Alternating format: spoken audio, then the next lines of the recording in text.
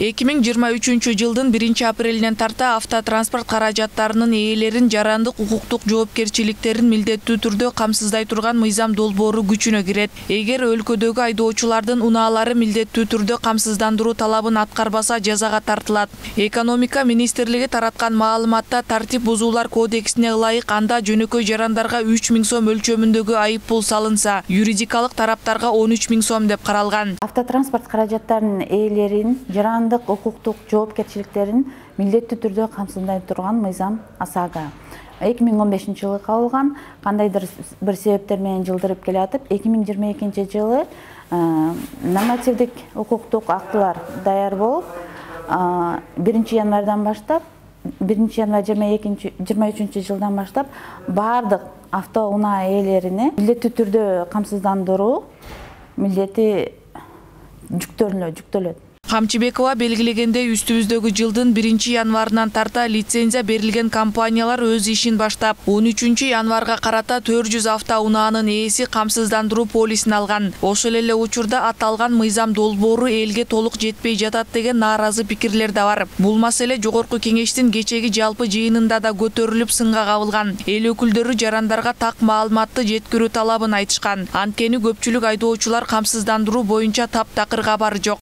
Эске алыңыздар, элибизге, калкка туура түшүндүрүү иштери жүрүш керек сөзсүз түрдө. Эртең дагы бир көйгөйлөр чыкпаш керек бул боюнча. Ал эми мамлекеттик каржы көзөмөл мекемесинин маалыматында камсыздандыруу полисинин базалык баасы 1680 сом деп көрсөтүлүп, бул суммага коэффициент таасирин тийгизери белгиленет. Анда автоунаанын тиби, айдоочунун стажысы, жашы, унаанын техникалык кароодон өткөн-өтпөгөнү жана камсыздандыруунун убактысы каралган. Унааны бир нече адам айдай турган болсо, полистин баасы жогорулайт. Эгер автоунаа чет өлкөдө катталса, полис 2 эсе жогору эсептелет. Айдоочу буга чейин жол эрежесин бузбаса, кырсыктабаса, кийин полисти арзан алып тура алат. Автотранспорттун диагностикалык картасы жок болсо, полисти кымбатыраак алат. Учурда унаа камсыздандырууну лицензия берилген 10 компания ишке ашырууда. Лицензия болсо мыйзамдын негизинде берилет. Мыйзамда талаптар каралган.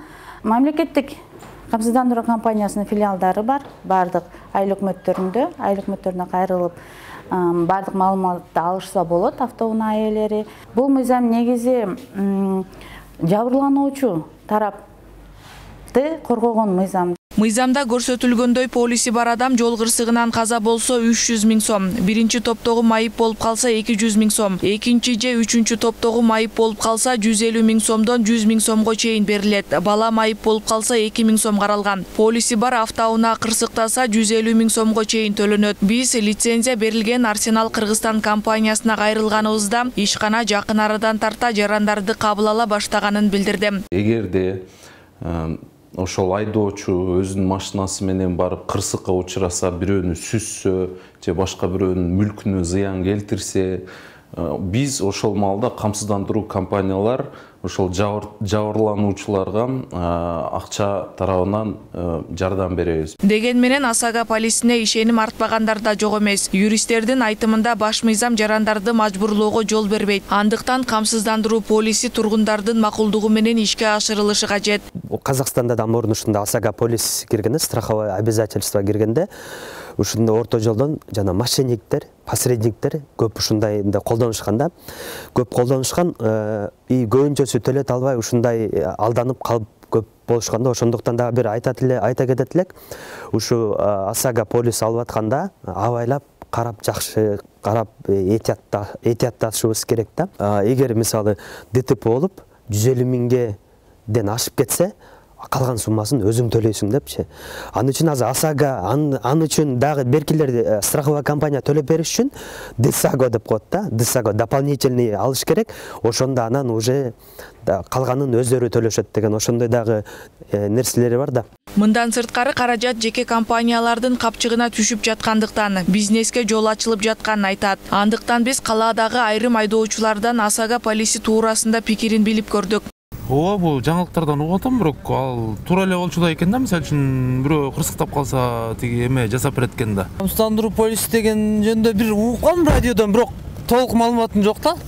Ал эми финансы рыногун жөнгө салуу жана көзөмөлдөө мамлекеттик кызматы ар бир ОСАГО полисин берген компаниялар өкмөттүн мыйзамынын негизинде иш алып барып, шарттар баарында бирдей экенин билдирет. Буга аталган мыйзам 2015-жылдан бери коомдук талкууда болгондуктан жарандарга маалымат жеткиликтүү экенин ырастайт. Акылай Маратова, Бекназар Арпаев, Нью ТВ.